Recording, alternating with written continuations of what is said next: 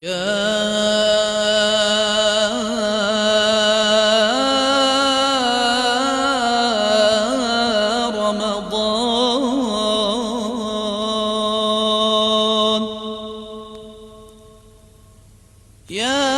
رمضان يا شهر الهدى يا شهر الندى يا شهر البركات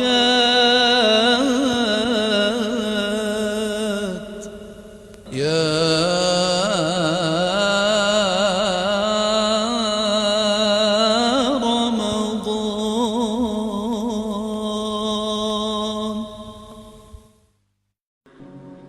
در اول هر روز رمضان به مدت 30 روز یک ملائکی میاد در گوش انسان ندا میزنه: یا باقی الخیر ابشر، ای کسی که خواهان خیر هستی و دنبال خیر بودی و خیرخواه بودی و خیر طلب بودی و دنبال کارهای شایسته و خیر بودی، بشارت به تو. یا باقی الخیر، بشارت به تو، ماه پر خیر و برکت رمضان آمده.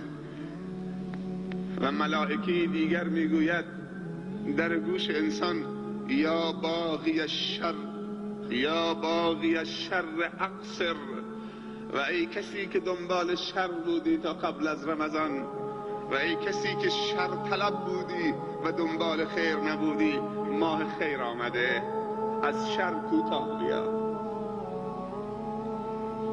گذشته را جبران کن. از این التماس بیشتر چه کسی التماس می کند؟ کسی که نیاز به عبادت هیچ یک از بندگانش ندارد. یسبح لله ما فی السماوات و ما فی الارض. ماه مبارک رمضان ماه برکت هست.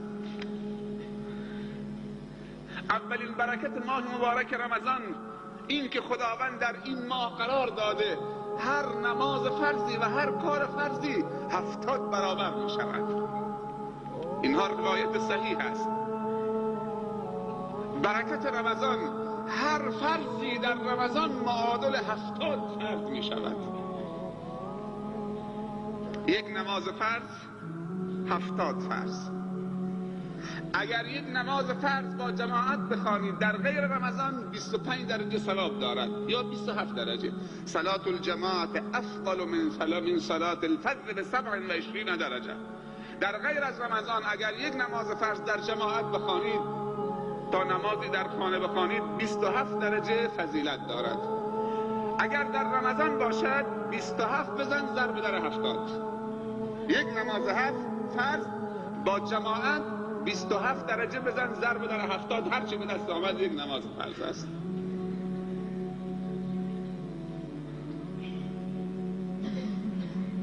از این دیگه فرصت بهتر. اگر کسی در رمضان 30 روز 150 نماز فرض است در جماعت بخواند 150 27 ضرب در 70 دنیایی است.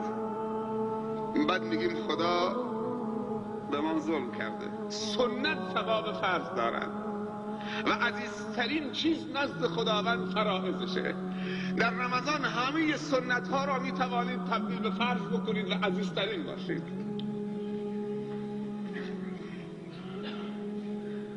صدقه. از رسول خدا صلی الله علیه و سلم سوال شد: ای الصدقه افضل؟ قال صدقه فی رمضان. کدوم صدقه افضل تره؟ گفتن صدقه در رمضان. دیگه چه برکتی هست در رمضان؟ بهش 8 تا در دارد. یکی از درهای بهش اسمش باب الریانه، در ریان. فاصله یک لنگی در بهش مسافت 40 سال اسب تازی است. خدا کنهشو بهتر میداند. این در رمضان باز می شود و در روز قیامت هم باز می شود روز قیامت که رسید در روایت دیگه وارد شده که للصائم فرحتان، برای روزدار دو خوشحالی هست، فرحت عند فطره و فرحت عند لقاء ربه. خوشحالی هنگام افطاری قبل از اذان 10 دقیقه دعا می‌خواند که خدا روزه امروزش را برش قبول بفرماید، منت بگذارد، قبول بفرماید. بعد مؤذن اذان میگوید، خرما دستش منتظر مؤذنه تا گفت الله اکبر خوشحال میشود، الحمدلله که امروز روزمو به جا رسوندم. و بر رزق خدا افطار میکند و طلب مغفرت میکند. این یک خوشحالی.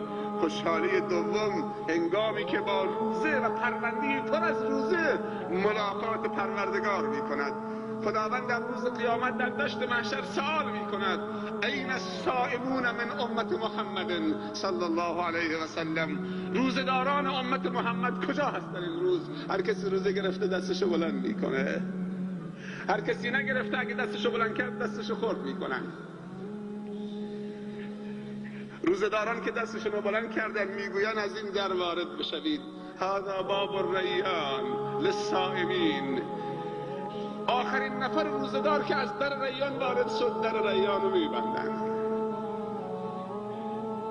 بر خود ظلم نکنیم.